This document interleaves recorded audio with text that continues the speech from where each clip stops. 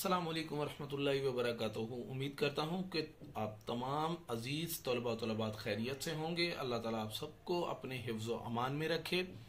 Urdu knowledge factory में हाजिर खिदमत हुआ हूँ प्रोफेसर जमील अली।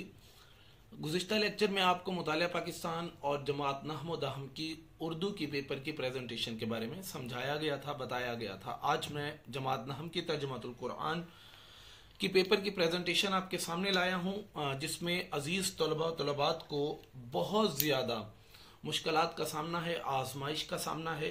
तर्जुमातुल कुरान में आपकी पेपर की प्रेजेंटेशन और पेपर कितने नंबर का होगा? आपका पेपर 50 नंबर पर मुश्तमिल होगा और जिसमें 10 MCQs होंगे और 10 MCQs के बाद बकिया पेपर कुछ इस तरह होगा जिसमें आपके पास सवाल नंबर 2 5 मुख्तसर सवालात हल करने होंगे 8 में से, और फिर सवाल नंबर 3 जो है उसमें से कोई से 5 कुरानी अल्फाज के मायने लिखने होंगे 5 नंबर का, और सवाल नंबर 4 होगा आपके पास कोई से 3 अज्जा का बा मुहावरा कुरानी आयात का तर्जमा करें, और सवाल नंबर 5 होगा आपके पास किसी एक मौजू पर कुरानी आयात पर आपने नोट लिखना होगा जो 10 नंबर पर मुश्तमिल होगा।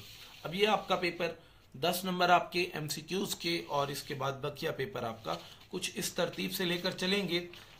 सबसे पहले आपने मुख्तसर सवालात के जवाबात करने हैं, जिसमें सवालात का तरीका आपको मैंने समझाया है, बताया है। आपके पास सवाल है, उस सवाल का आपने हेडिंग देनी है। हेडिंग देने के बाद जैसे कि पहला सवाल आपने किया पेशन गोई के बारे में, आप उसका जवाब लिखें और जहां पर ख़त्म हो वहां पर एक ख़त खींचे, लकीर लगाएं, और उसके बाद सवाल नंबर 2 सूरतुल सजदा के बारे में आपने बयान करना है कि कुरान मजीद में सूरतुल सजदा के मुतालिक क्या इरशाद फरमाया गया है।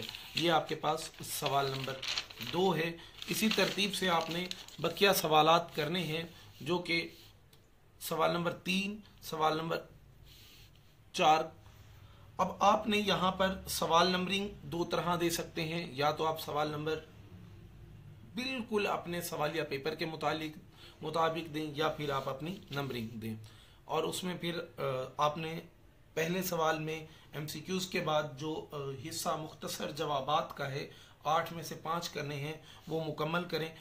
कोशिश करें कि सबसे पहले वही 5 सवाल हल करें जो आपको बिल्कुल दुरुस्त आते हैं, उसके बाद अगला सवाल करें। फिर सवाल नंबर 3 पर आते हैं। सवाल नंबर 3 है अल्फाज के मायने लिखें। अब आपने कुरानी आयात में से ही कुछ आपके सामने 8 अल्फाज दिए जाते हैं, उनमें से आपने 5 के मायने करने होते हैं। जिन तलबाए कराम को मुकम्मल अल्फाज के मायने दुरुस्त आते हैं वो मुकम्मल कर दें, वरना 5 लाजमी किए जाते हैं। इसके बाद सवाल नंबर 4 है आयात का तर्जमा लिखें। अब आपने इन दी गई आयात 5 होंगी, उनमें से 3 करने होंगे। अब आपने उन 3 आयात का तर्जमा, कोशिश करें कुरान पाक की आयात का तर्जमा करते हुए किसी भी लफ्ज़ की गलती ना करें, हूबहू लिखें, दुरुस्त लिखें, क्योंकि कुरान पाक अल्लाह ताला की वो किताब है जिसमें आज तक ना कोई तब्दीली हुई, ना कोई कर सकता है, ना होगी, क़यामत तक इसमें कोई तब्दीली नहीं हो सकती। तो कोशिश करें इसके तर्जमे में भी आप जिस तरह किताब में दिया गया है हूबहू वही लिखें, वही आयात सेलेक्ट करें लिखने के लिए, चुनें जिनका तर्जमा आपको बिल्कुल दुरुस्त आता है। उसके बाद फिर आप इन 3 आयात का तर्जमा करने के बाद यहाँ तक आपका सवाल मुकम्मल होगा। 3 आयात का तर्जमा करने के बाद आपके पास सवाल नंबर 5 होगा। सवाल नंबर 5 है आपके पास सूरह यासीन और सूरत ताहा पर मुफस्सिल नोट लिखिए। आपने जामिया नोट लिखना है। जिस भी सूरत का तर्जमा आपको या जिस भी सूरत के मुतालिक बिल्कुल दुरुस्त आपको आता है वही सूरत, क्योंकि एक ही टॉपिक पर आपने लिखना होगा, वही बिल्कुल दुरुस्त लिखें और इनकी हेडिंग्स बनाकर लिखें, क्योंकि तफसीली सवाल में जितनी ज़्यादा सुर्खियाँ बनाई जाती हैं, हेडिंग्स बनाई जाती हैं, वो सवाल उतना ही खूबसूरत अंदाज में लिखा जाता है और लिखने में भी आसानी, पढ़ने में भी और चेक करने में भी मुम्तहन को आसानी होती है। जितनी ज़्यादा हेडिंग्स बनाएंगे उन हेडिंग्स के मुतालिक बयान करेंगे, जैसे कि यहाँ पर सूरह यासीन के मुतालिक तारुफ है, वजह तस्मिया है, फजीलत है और साबका गुनाह, मतलब कि अगर आप सूरह यासीन को पढ़ते हैं तो इससे आपके गुनाह जो हैं गुज़िश्ता माफ़ फरमा दिए जाते हैं। फिर अगला सवाब है कि इसे पढ़ने का कितना सवाब है, खुलासा है इसके मुतालिक, फिर मज़ामीन है, मज़ामीन में भी आपने मज़ामीन में खुलासा लिखें, फिर आपके वो मज़ामीन इसी के मुतालिक हैं। इब्तदाई हिस्सा हक़ का इनकार, दरमियानी हिस्सा, आखिरी हिस्सा इल्मी और अमली नुकात, कुरान का नज़ूल।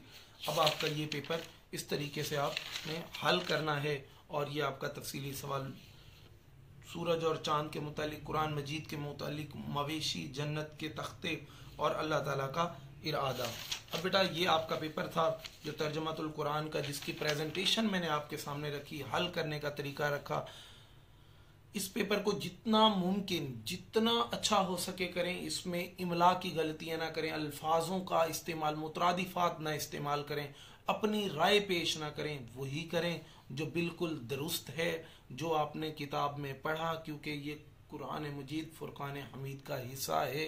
किताब तर्जुमातुल कुरान, यूं कहा जाए कि कुरान पाक का मतलब, मायनी, मफहूम ही आपकी किताब है, तो ये बजा होगा। उम्मीद करता हूँ कि आपने इस लेक्चर से देखने से, पढ़ने से के बाद बहुत ज़्यादा मुस्तफ़ीज़ होंगे और आपको पेपर हल करने में आसानी होगी। इंशाअल्लाह अगले लेक्चर में आपको इस्लामियात की पेपर की प्रेजेंटेशन के मुतालिक समझाया जाएगा, बताया जाएगा। वसलाम।